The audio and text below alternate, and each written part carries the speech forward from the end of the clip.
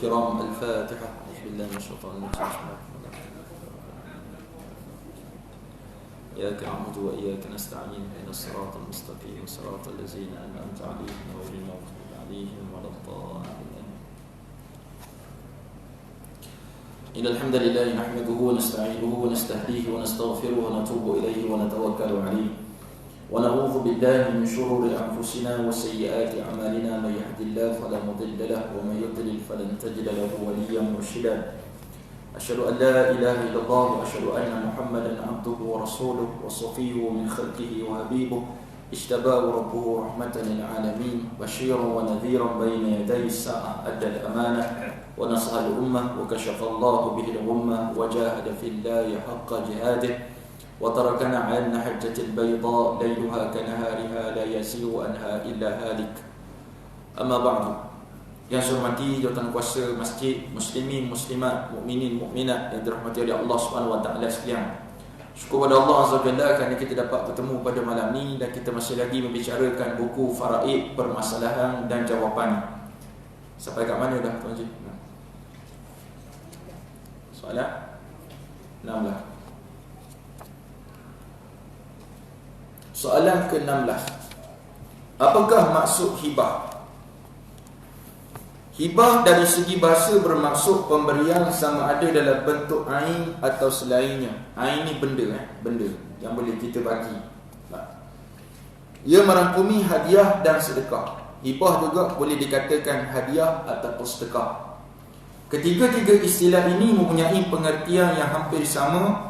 Perbezaannya dari aspek tujuan pemberian itu, di mana sedekah ialah suatu pemberian yang bertujuan untuk mendapat pahala di akhirat, dan ia biasanya dari yang kaya kepada miskin. Kita panggil sedekah. Jarang kita jumpa orang kaya, kita kata ni Datuk, saya sedekah ke Datuk. Tak kena, tak kena.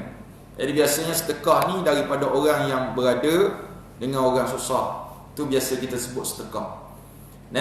Dan biasa kita sebut juga pada mak ayah kita, mari kita sedekah pada mak ayah kita. Kita bukan sedekah, yang sebaik kita sebut hadiah. Hadiah kepada mak ayah kita Al-Fatihah ataupun doa kepada mereka. Kalau kita sedekah, seolah-olah kita lebih tinggi kedudukan daripada mak bapak kita pula. Walaupun kita duduk atas muka bumi, dia duduk dalam kubur, memang duduk bawah lah, tapi hakikatnya dia orang tua kita. Baik.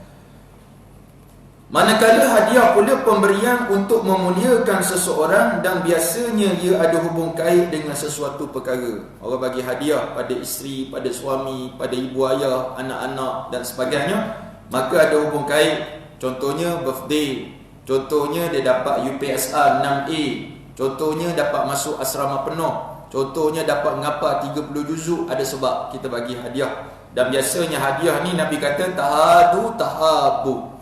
Kamu saling memberi hadiah, maka kamu akan bersaling cinta mencintai antara satu sama lain. Rajin bagi hadiah. Dengan ini dapat dirumuskan bahawa setiap sedekah dan hadiah adalah hibah. Tetapi bukan semua hibah itu adalah sedekah ataupun hadiah. Kadang-kadang kita beri je kepada seseorang, bukan niat sedekah pun, atau bukan niat hadiah pun, bagi saja. Itu tuan-tuan macam Allah SWT dari sudut bahasa. Yang pentingnya kita tengok dari sudut syarak. Hibah dari sudut syarak ialah sesuatu akad yang mengandungi pemberian milik oleh seseorang secara sukarela. Mesti cara dia sukarela. Kalau kita bagi pada orang dipaksa bagi, itu bukan hibah, itu paksaan, itu rampasan.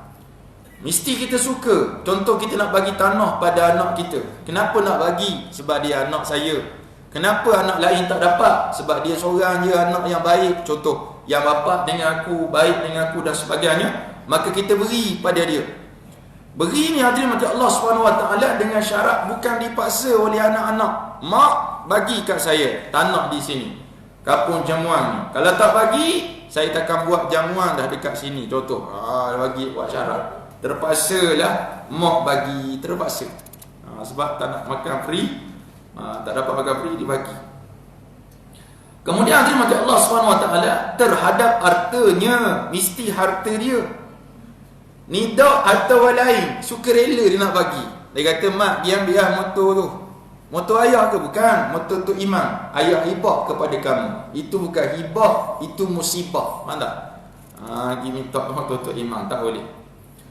pada masa hidupnya tanpa balasan. Syarat nombor 1, sukarela. Yang kedua, harta dia. Yang ketiga, mesti masa hidup. Mesti masa hidup diberikan kepada seseorang. Itu syarat umumi kepada hibah. Walaupun kita akan bahas, ada ulama kontemporari ataupun ulama sebut tentang hibah bersyarat yang kita berikan selepas berlakunya kematian kita dan sebagainya. Baik.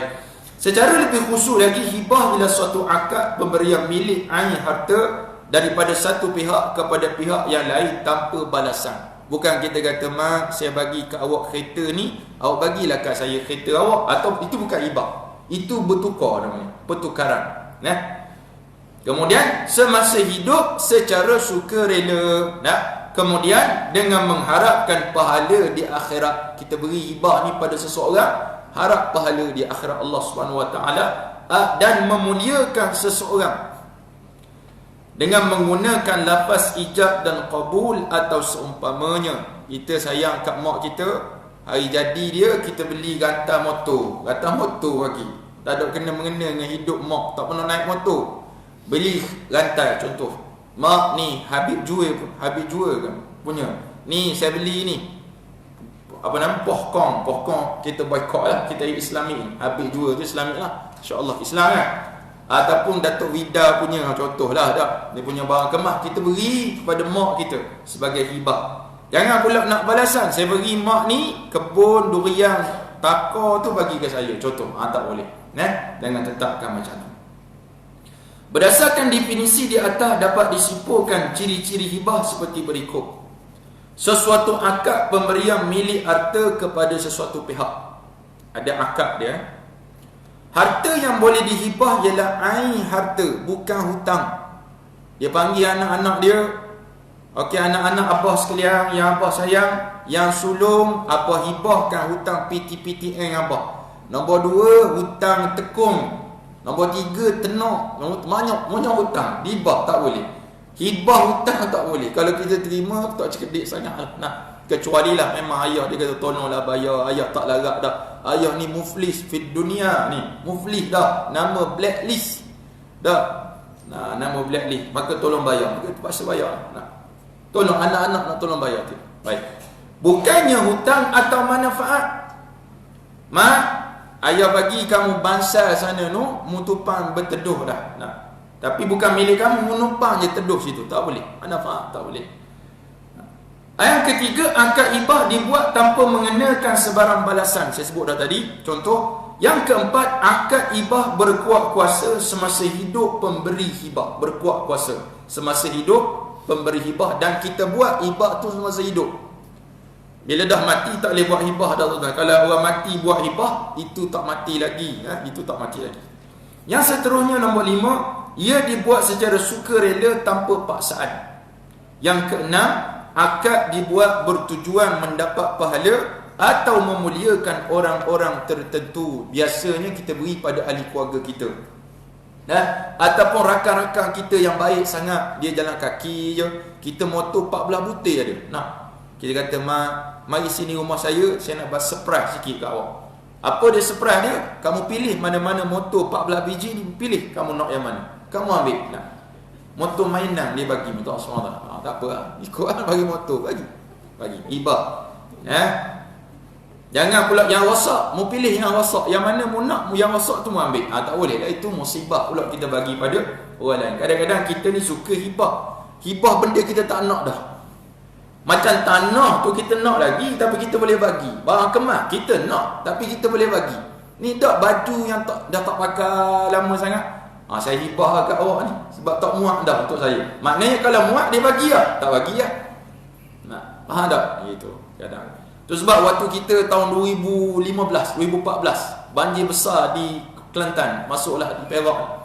Kita pergi ke Kampung Manjur, Kuala Kerai. Kita umum di masjid-masjid. Bayangkan kami NGO Semarak ni umum rumah Ustaz Presiden kami, rumah Ustaz Fairuz Hafiz. Rumah dia tu penuh dengan barang-barang dia. Orang mari hantar. Udah macam tapak pelubusan sampah. Yang hantar tu tuan separuh ataupun 1/3 kita tapis pula nak bawa. Bawa, mana dia hantar tu yang koyak, yang lusuh, yang teruk. Allahu Akbar. Ni mentaliti kita. Sedangkan Allah kata lan tanalul birra hatta tunfiqu mimma tuhibbun. Sekali selama-lamanya tidak akan dapat kamu kebaikan sampai kamu beri apa yang kamu suka. Itu yang kita nak bagi. Kalau boleh bagi yang baru. Tak. Hantar ke Kampung Manjur, Kuala Keras sana no. Di sana demo pula tapih. Demo dah susah boleh menapih lagi. Ni sedap capak ni tak. Tuan-tuan pergilah sana. Mungkin kita tak pernah pergi kot. Kita pergi sana, bertabur ni tepi jalan baju saja. Orang susah pun tak nak. Mana? Apa yang sampai tahu macam tu? Orang susah pun tak nak. Dia buat alah tempat dia tidur, kemah dia sebagai tu je. Tak guna sangat. Dia ambil yang baru tu. Tak apa, yang tu jenis berkira pula dan sebagainya. Cuma nak sebutnya, kita bagi tu biasa untuk memuliakan seseorang, bukan nak menyusahkan seseorang. Ni bagi hutang, hibah hutang, tak boleh. Ataupun apakah perbezaan, seterusnya soalan ke-17, apakah perbezaan hibah dan wasiat? Kadang-kadang orang bertukar ni, hibah lain, wasiat lain. Terdapat perbezaan antara hibah dan wasiat. Hibah ialah pemberian yang diberikan ketika masih hidup, adapun wasiat adalah pemberian yang diikat selepas mati.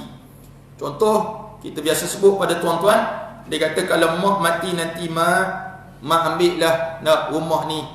Tu wasiat. Tapi kata mak ambillah rumah ni, mak bagi kat kamu, itu hibah. Kalau dia kait je dengan mati, kalau mama mati, kalau papa mati, kalau atuk mati, opa mati, saya mati, awak ambillah ni, ambillah. Itu maknanya wasiat yang kita berikan. Dan berkuat kuasa tak wasiat masa kita buat? Tak kuat kuasa lagi sebab tak mati lagi. Dia kuat kuasa waktu bila? Waktu kita mati nanti. Jangan pula kita kata mak, rumah ni atuk bagi kat engkau. Esok jumpa kita, tok mana kunci rumah? Seolah-olah dia kata tok bila nak mati. Gitu dia kata begitulah. Mana? Tak dah, tok tak mati lagi. Tok kata kalau mati.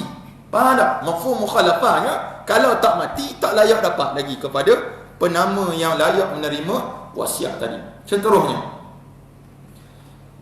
seperti seseorang berkata, bila aku mati nanti tanahku di tempat sekian-sekian hendaklah diwakafkan kepada pihak sekian-sekian. Contoh, itu wasiat kalau aku mati. Tapi tuan-tuan kena ingat sikit, wakaf, hibah atau wasiat wakaf ini, dia ada satu hukumnya wakaf namanya. Satu hukum lagi, dia berkait dengan wasiat. Bila wasiat, dia tertakluk kepada 1/3 harta. Tu paling maksimum. Kalaulah tanah kita 5 ekar tu je tanah kita. Tiba-tiba kita pesan kepada anak kita, kalau abah mati, tanah 5 ekar tu abah wakafkan untuk masjid Kampung Jamuang, contoh. Kalau abah mati 5 ekar, mana 5 semua harta dia tu diberi kepada masjid Kampung Jamuang.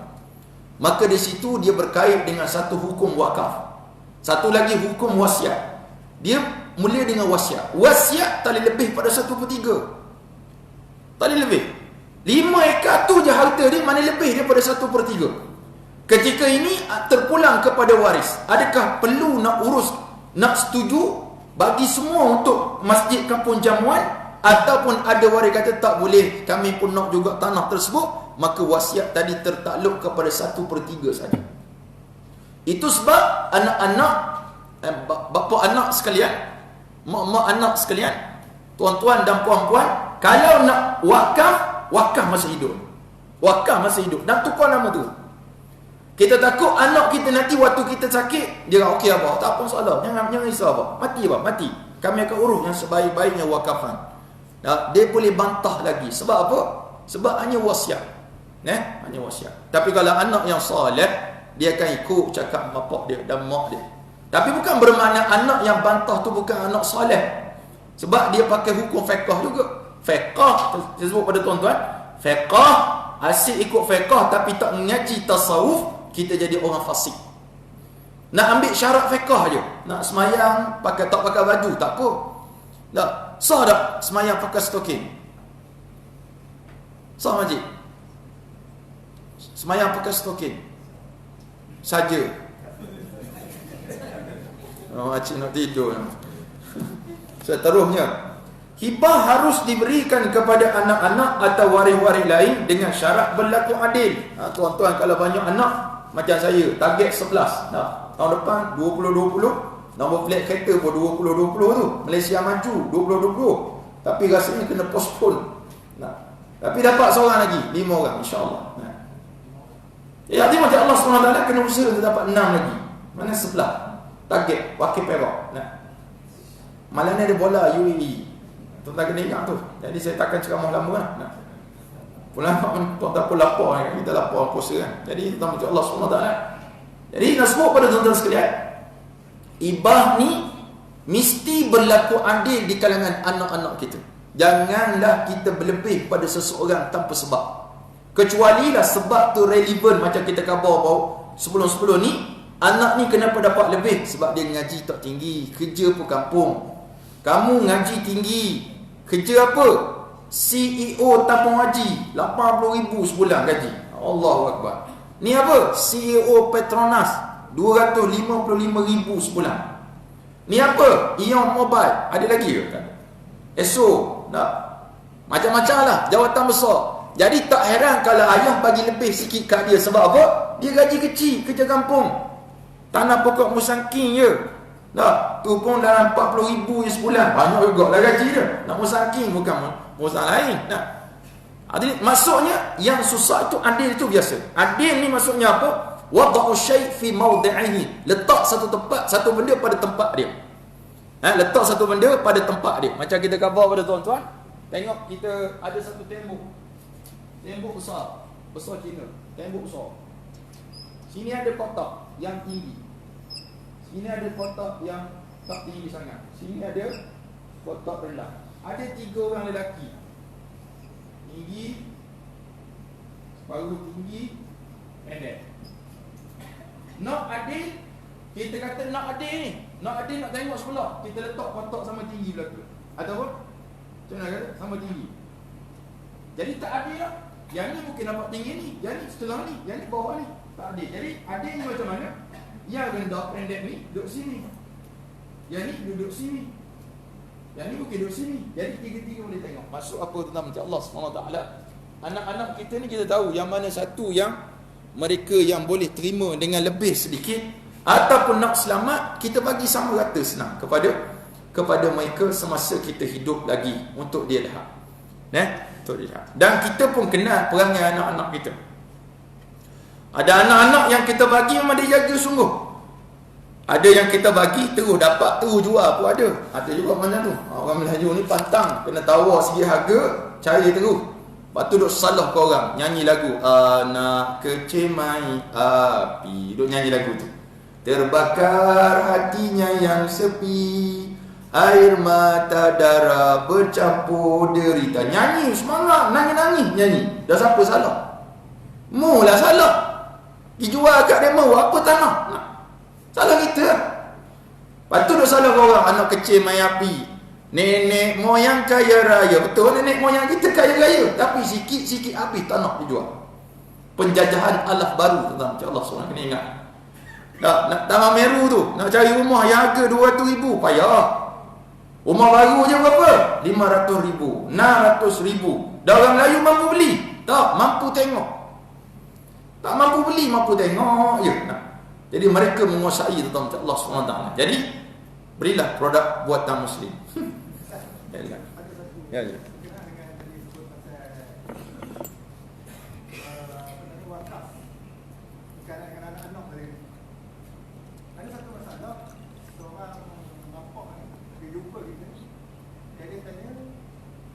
Dia ada duit sekian banyak, tapi dia nak wakaf duit ni kepada masjid ni, rumah anak yatim ni, rumah sekian-sekian. Dia tak nak bagi ke anak dia.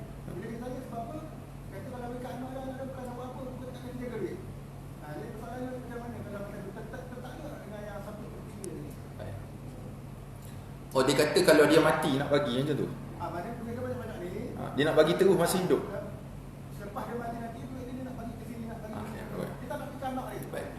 Okey, kalau seseorang contohnya dia orang kaya, dia kata dia buat wasiat, kalau aku mati nanti jangan bagi ke anak, bagi tempat lain. Ni masjid, mahat tahfiz, sekolah rendah, ni macam-macam dia bagi. Dia tak nak bagi, apa makin rendah ni? Dia tak nak bagi kepada anak-anak dia. Jadi kalau dia kata kalau aku mati jangan bagi ke anak-anak, bagi kepada pihak-pihak tertentu, dia tetap tertakluk kepada 1/3 juga maksimum. Sebab wasiat syarat dia tak boleh lebih daripada 1/3 kalau beri kepada ahli waris ataupun bukan waris. Apatah lagi Nabi kata intazar warasataka aghniya, kata Nabi, kalau kamu tinggalkan waris-warismu kaya, lebih baik daripada kamu tinggalkan waris-waris kamu meminta-minta. Walaupun niatnya baik untuk dia infak pada pihak-pihak fi sabilillah ke benda, cuma bila disebut dengan wasiat, maka wasiat tertakluk pada 1/3 dan tak boleh lebih. Kecuali anak-anak dia pun setuju dengan wasiat tersebut, maka boleh on dengan pembahagian tadi. Tapi kalau ada anak kata saya tak setuju, maka dia hanya boleh buat 1/3 saja. Dia tertakluk pada 1/3 wasiat. Ya, walaupun itu. Hatta kalau macam kita buat wasiat, macam moci-moci, ada seseorang tu anak dia drug addict, isap dadah, ataupun kaki main basikal lajak, repit. Jadi dia kata kalau aku mati jangan bagi sesin kat dia. Jangan bagi tu, wasiat tu batil. Wasiat tu batil. Wasiat itu batil. Sebab apa tak boleh macam tu? Sebab memang hak anak bila mana kita mati ada hak pada harta pewarisan. Itu kerana wallahu a'lam. Boleh tak? Dia berkait dengan wasiat. Bila berkait dengan wasiat, Nabi kata as-sulus was-sulus kasir. 1/3 ni banyak. Jangan lebih pada 1/3. Hibah harus diberikan kepada anak-anak atau waris lain dengan syarat berlaku adil. Sebut tadi, faham adil? Adil ni tengok kondisi anak-anak. Kalau anak ni grade 44, 48, 47, 49, kalau ada grade 52, tu tak jauh sangat, maka kita boleh bagi sama rata, tak ada masalah. Gitu. Kadang kita ni bias juga. Anak yang rapat, yang kita sayang, kita bagi lebih. Anak yang tak sayang, bagi sikit. Kalau benda tu tak mendatangkan efek pada masa depan, tak ada masalah. Kita tahu anak-anak kita ni banyak kancing gila. Bukan gila, dia kancing. Dia kancing rapat betul. Mana dia tahu kalau mak bagi ke angah lebih, dia tahu sebab apa angah ni rapat dengan mak contoh. Tak ada masalah lah. Baik. Sebab Allah SWT, kita takut lepas kita mati nanti, dah hibah tu buat masa hidup. Lepas kita mati nanti berlaku keluk-keluk. Cakap-cakap bercakaran adik-beradik tak puas hati. Maka akan bangkitlah, ni kamu kenapa tak bantah waktu mak cakap hari tu? Aku tak bantah sebab aku hormat mak. Tahu tak? Mak pula maklum kawasan contohnya. Ayah kamu ayahanda kawasan. Dia mak enda. Ibunda kawasan. Maknanya orang hebat tak berani nak lawan. Kalau kita lawan je, terus buat keluar black bear dia. Black bear. Tahu black bear? Black bear tahu? Beleti orang Terengganu kata black bear. Black bear ni tak di pinggang hitam. Dia black bear. Adapun wasiat tidak harus diberikan kepada orang yang akan mewarisi harta selepas mati, termasuk anak-anak. Sebab Nabi kata la wasiyata liwarisin, tidak ada wasiat kepada ahli waris. Ahli waris yang mana? Ahli waris yang layak terima pusaka kita. Ada berapa? 6. Ibu ayah, suami isteri, anak lelaki, anak perempuan kita. Ni 6 waris utama kita. Maka asal wasiat ni pada ayat 186 tak silap atau 176 daripada suratul Baqarah itu, ayat ni menceritakan tentang kewajipan wasiat. Asalnya wajib, dia telah turun menjadi sunat sahaja. Contoh saya bagi ayat Quran. Pada ayat yang kita nasahkan hukum, bacaan masih kekal. Kita tengok muka surat 33 38. Okey.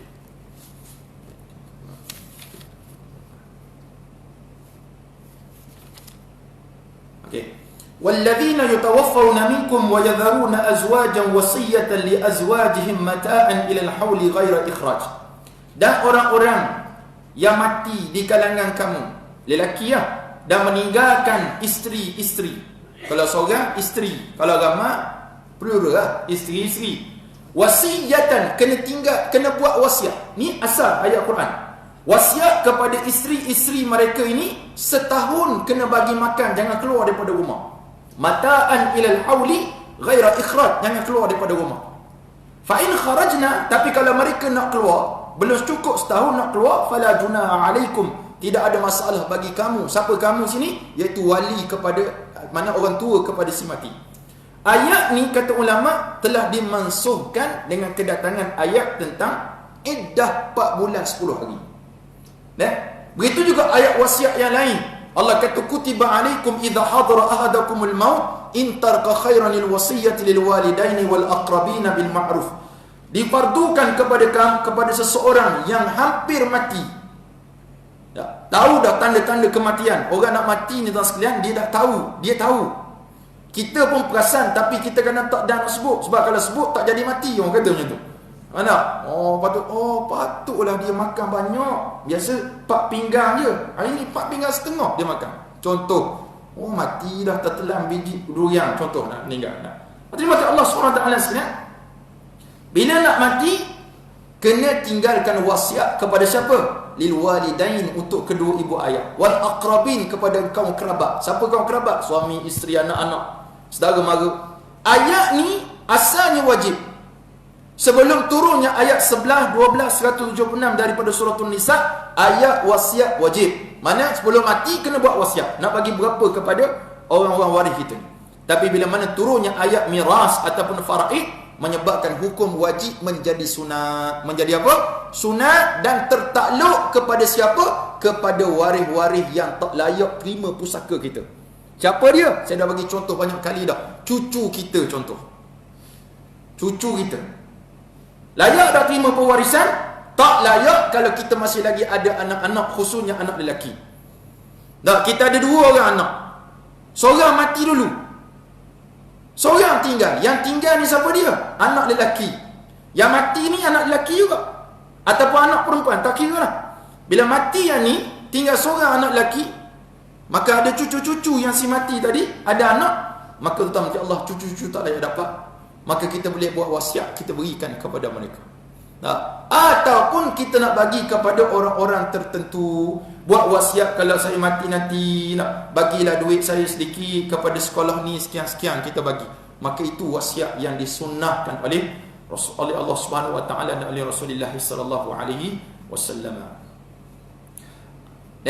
Adapun wasiat tidak harus diberikan kepada orang yang akan mewarisi harta selepas mati, termasuk anak-anak.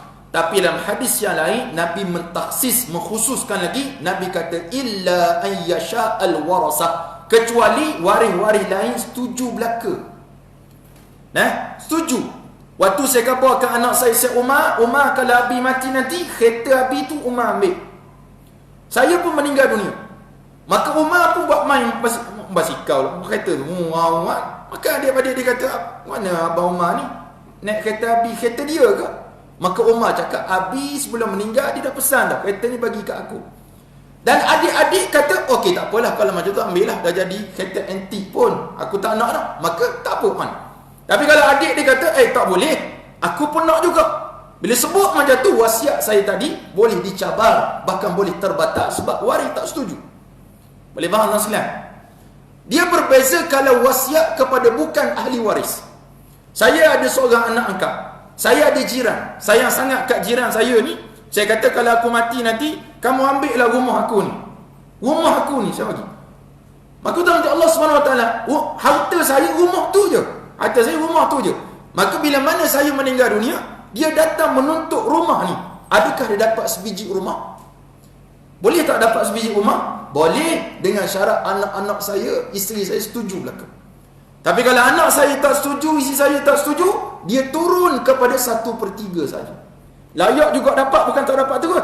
Layak dapat 1/3. Bayar nak kerak macam mana rumah tu. 1/3 nak bagi kepada orang yang terima wasiat. Jadi tuan-tuan sekalian, tu sebab nak buat wasiat, kena fikir panjang dulu. Nak berlaku dah implikasi, macam saya nak bagi macam tu, pelik benar lah. Nak, si saya duduk mana? Tiba-tiba 1/3 bagi kat jiran pula. Dia pula buat renovate, tambung pula, ada terowong pula tepi. Jadi masalah Allah SWT keadaan. Seterusnya Nabi SAW menyebut, sesungguhnya Allah telah memberikan kepada setiap yang berhak akan haknya. Oleh demikian tidak ada wasiat untuk orang yang bakal mewarisi. Tapi kita ni selalu duk sebut wasiat. Mak kamu dah tinggal wasiat belum untuk kamu? Wasiat ni juga bukan sekadar kepada harta, tapi wasiat juga kita sebut sebagai pesanan kita nak beri kepada waris-waris kita sebelum kita menutup mata. Tak, contoh kalau mak mati nanti, tolong buat tahlil 7 hari 7 malam. Boleh tak kita nak ikut? Boleh tak kita tak ikut? Tak ikut. Boleh tak kita buat 7 hari 7 malam. Pakai duit siapa? Pakai duit si mati. Dengan syarat tak lebih pada 1/3 harta. Ni 7 hari 7 malam yang mari 1000 orang sekali jepuk. Nak habis duit situ saja. Nak, maka tak nak buat sekadar 1/3 saja. Atau dia kata kalau mak mati nanti buat tahlil mesti tiap-tiap malam usaha golek. Contoh, mati betul. Kalau dia jenis datin sendiri yang mati tak apa, duit berjuta-juta lemon dalam bank, tapi duit dah tak ada, usaha pula nak makan, maka wasiat tu tak perlu ikut pun tak apa. Wasiat ni bukan semua kena ikut. Jangan. Jangan. Macam kita kata tadi, wasiat yang dia kata kalau aku mati nanti jangan bagi ke anak aku harta. Wasiat tu batil. Wasiat tu batil.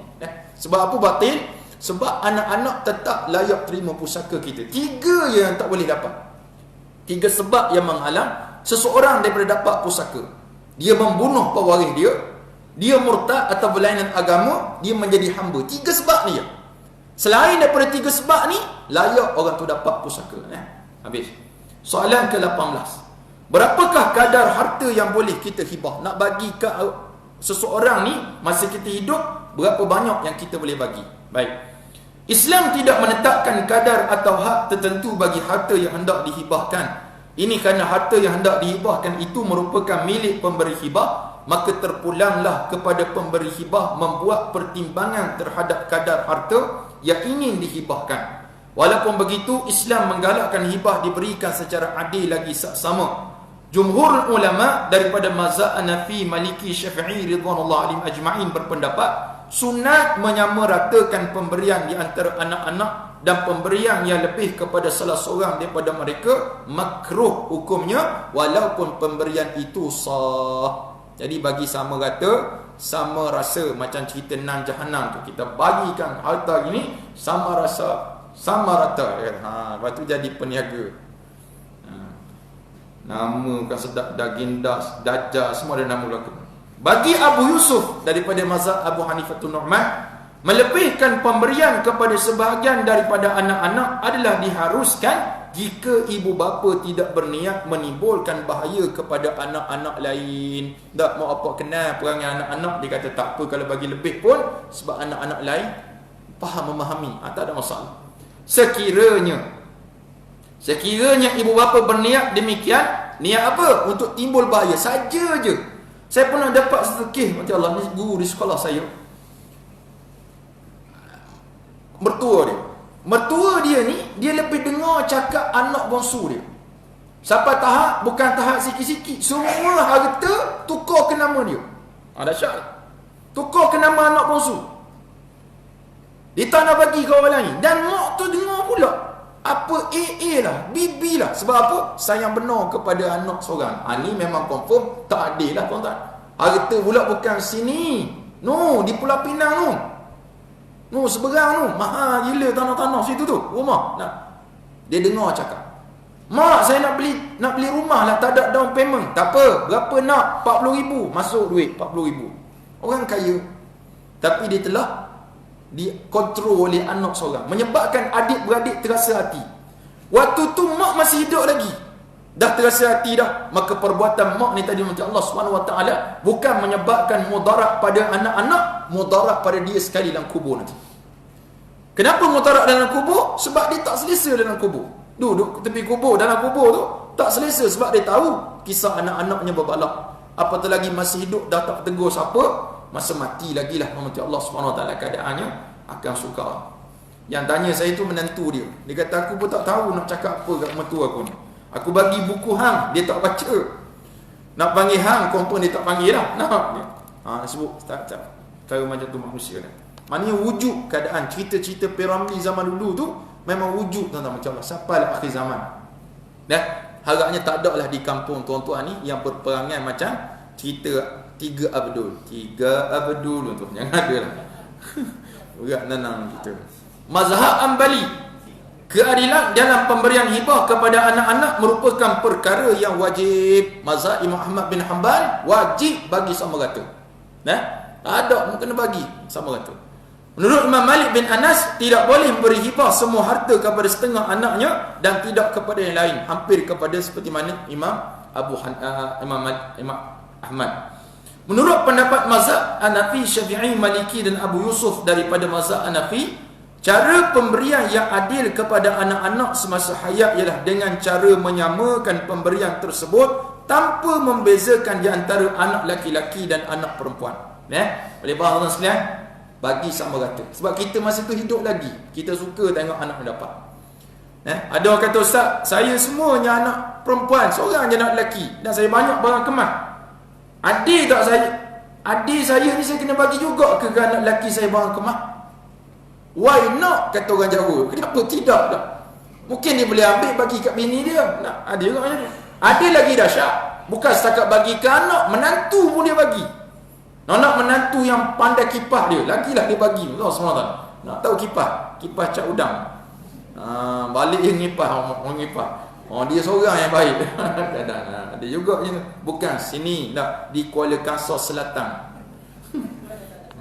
Iaitu bahagian anak lelaki. Dan juga ulama mengatakan sebaliknya, golongan Hambali dan Muhammad bin Hasan Asy-Syaibani berpendapat bahawa keadilan yang dikehendaki dalam pemberian adalah mengikut kadar mereka dalam pembahagian harta pusaka, iaitu apa dia? Laki 2, perempuan 1. Kalau tengok pandangan ni, confirm makcik-makcik tak setuju pandangan yang akhir ni. Kita gunalah pandangan jumhur yang mengatakan apa? Bagi sama rata, tak kira laki-laki ataupun perempuan. Jelas ada makcik-makcik sekalian? Marah panggil makcik muslimat. Setuju tak? Setuju, baik, alhamdulillah. Jadi Allah SWT itu dalam bab hibah. Soalan ke-19, saya kira ni soalan terakhir lah pada malam ni. Bagaimanakah jika seorang pewaris sebelum meninggal dunia telah menghibahkan sesuatu ahli warisnya tanpa membuat pindah milik, tapi hanya dengan penyataan lisan? Ni biasa sangat berlaku. Dah, kamu ambil lah tanah ni, ambil lah, mak tak larat dah. Anak ada 18 orang, yuk seorang tu dia bagi. Jenuh lah sekalian, bagi. Tak tukar nama, yuk pula pegang sungguh. Bab mak dah hibah. Hibah ni sekalian, bila dia kata yuk mak bagi kat yuk tanah ni, yuk kata qabil tu, saya terima, ataupun awak terimalah mak, awak terimalah mak, mak bagi, awak terima. Ijab dan qabul telah berlaku, tapi tak kuat lagi, kena cari saksi buat kuat lagi. Tapi kalau dia cakap begitu, dah jadi dah. Saya kata kepada seorang, mak, saya bagi kat awak kereta saya, nah kunci. Okey, saya terima. Macam saya buat contoh sebelum ni, kita beri tanah kepada anak kita. Kita kata, Alim, mak bagi tanah 3 ekar kat kamu. Kamu nak tak nak? Dia senyap je. Jenis senyap orang. Anak kita ada kan? Jenis-jenis senyap. Cakap tak banyak. Gitu je. Makan dah. Gitu. Tidur. Macam lembu. Nanti macam Allah SWT sekalian, dia tak cakap apa, kita pun tahu dia terima ke tak terima ni. Tengok-tengok esok sewa lori, beli pagar khawat warna hijau tu, pergi pasang. Maknanya dia telah terima, kata Dr. Zamrul Muda, pensyarah kanan UKM. Dia telah terima, berlaku dah ijab qabul. Cuma isu kita sekarang, nama tu tak tukar. Tu jadi isu besar tu. Nak lagi ijab qabul tu berlaku berdua orang je. Bukan ada ramai orang. Kita pergi ziarah ayah dekat hospital contoh. Ayah sakit, nak sakit hati, nak nikah tak dapat, jadi sakit hati. Ayah sakit hati ni, nak sakit hati, dia kata ke mak kamu. Tapi tak apalah, sebab ayah sakit hati ke mak kamu, mak, aku bagi kat kamu lah tanah yang kita duduk tu. Aku bagi kamu lah. Aku bagi kat kamu. Bukan dia kata kalau abah mati, bukan dia kata kalau abah kahwin lain kamu dapat. Itu bukan wasiat, betul tak sebenarnya? Itu syarat. Wasiat ni kalau dia mati. Tapi yang maksud saya ialah, bila mana seorang tu dapat tapi tak ada pertukaran, jadi satu kesulitan yang besar, bukan kecil, besar. Nak lagi ada adik-beradik yang sakit hati dia dapat tanah tu. Adik-beradik tahu tanah tu dapat ke dia. Buat dalam satu majlis hari raya tu, semua tahu. Perhatian, ayah jaga. Perhatian semua, letak handset belakang, letak. Dan ayah nak pengumuman penting. Tanah ni ayah bagi kat abang kamu. Lepas tu bunyi krik senyap. Semua senyap lagi. Jingang belaka. Bila mana ayah bagi abang kamu, abang kata, "Ye, saya saya dapat macam Allah SWT. Lepas tu ayah mati, hibah dah berlaku. Bila mana pergi pejabat pusaka, pejabat pusaka tanya macam mana, adik-beradik lain kata tak ada hibah pun tak ada apa, kita bagi faraid, dia kata.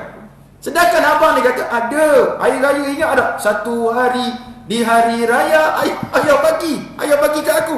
Mana ada, dia kata mana ada. Bila jadi macam tu, siapa lagi saksi?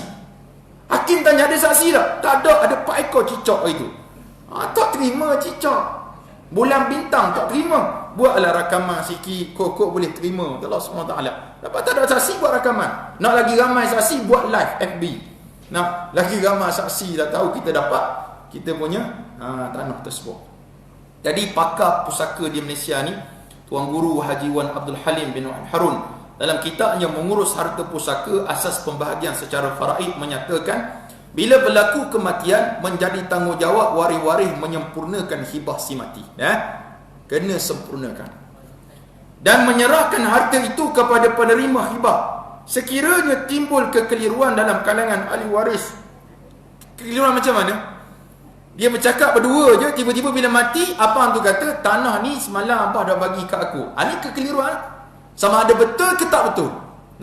Abang ni jenis cakap banyak tak betul daripada betul. Tiba-tiba hari tu, kita nak kata dia cakap betul, susah juga. Saksi pun tak ada. Maka Allah SWT, kalau terjadi macam itu, maka boleh harta tidak boleh dibahagikan lagi, sehingga status harta itu diputuskan oleh mahkamah syariah.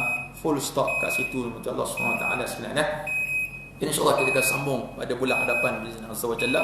Dan saya ada pengumuman sikit, ada 2 pengumuman. Yang pertama, saya dah bawa buku yang baru siap cetak petang tadi. Buku bertajuk 7 golongan mulia di bawah arasy Allah SWT. Ni buku lama, ni buku kedua saya dalam buku penulisan. Kita cetak balik yang baru, tujuannya untuk dana sekolah. Buku ni harga RM5 saja rasa. Kalau tuan-tuan tak bawa duit, tuan-tuan masukkan dalam akaun kat belakang. Ada nombor akaun, masuk sini je. Ambil je buku kat kereta saya tu, dah masuk kemudian. Buku ni tak besar mana, dia membahaskan hadis riwayat muttafaqun alaih Bukhari dan Muslim, menceritakan tentang 7 golongan di bawah arasy Allah SWT. Kalau berminat boleh dapat kat kereta saya lepas ni. Kalau tak berminat, teruskan makan selepas ni. Saya nak balik dengan bola. Kemudian Allah SWT, saya dah bawa juga kokoting yang di kampung Payah Perak. Ada orang tak faham apa benda Payah Perak. Maksudnya payah berak, payah nak buang air besar.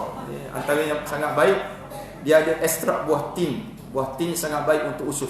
Bagi anak-anak umur 2 tahun, anak kecil yang minum koko, biasa susah nak buang air besar, bagilah Allah SWT. Sebab saya bagi testimoni ni bukan orang lain, anak saya sendiri. Sebab saya berani 2 anak saya sendiri, Fatimah tu dan saya Ahmad Diak, memang susah nak buang air besar. Jadi saya cuba 3 kilang yang cuba buat yang saya bagi ni. Kita bukan ambil jenamakan balik, tak. Bukan ambil yang orang, kita jenama nama saya, tak. Walaupun sekarang dah ada nama Kokotin wa Zaitun, dah ada dah. Kokotamatin, semua ada. Dulu orang tak pernah guna perkataan TEN. Tapi lepas kita dah komersialkan tin maksudnya remaja. Semua orang pakar belaka. Kokotin wa Zaitun, Kokotamatin. Lepas ni Coca-Cola tin pun ada. Jadi kalau minat dia dapat dengan usul insya-Allah. Wallahu a'lam. Assalamualaikum warahmatullahi wabarakatuh.